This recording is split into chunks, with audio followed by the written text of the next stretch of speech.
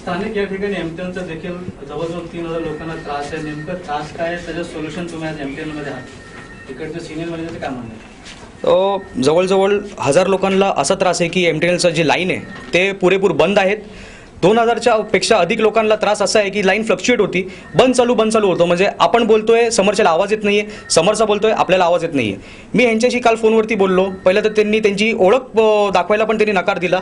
त्यांनी त्यांचं नाव नाही सांगितलं. दुसरी गोष्ट, आम्ही इथे आलो तर त्यांना प्रोसेस काय असती, काय प्रोसेस फॉलो करायची असती ते पण त्यांना माहिती नाही आहे.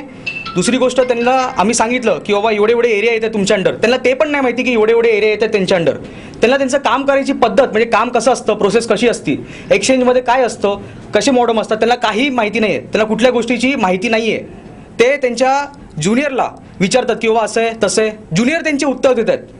उत्तर त्यांना द्यायला पाहिजे, कारण त्या या पोस्टवरती बसले आहेत आणि पहिलं पण त्यांनी वर्षामध्ये काम केले, म्हणून ते हे नकारू शकत नाही. 32 वर्ष ते एमटीएलमध्ये काम करतात, ते हे नकारू शकत नाही की त्यांना प्रोसेस माहिती नाही आहे. त्यांनी आज आम्हाला इथे आश्वासन दिलं आहे की येत्या 15 दिवसात, 10 ते 15 दिवसात सगळे प्रॉब्लेम सॉल्व्ह होतील. Within 15 days will solve the problem, may it be related to internet, wifi या एमटीएलच्या normal line.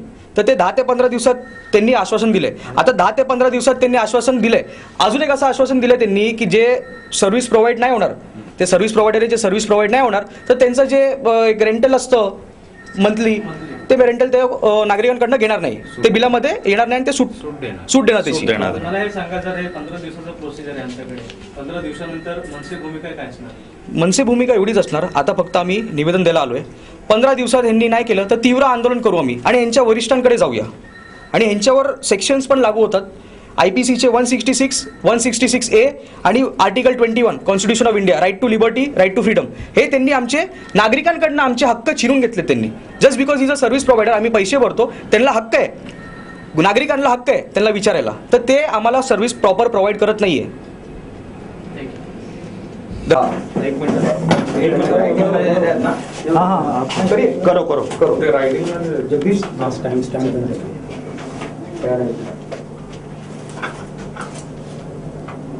Get done. Pad.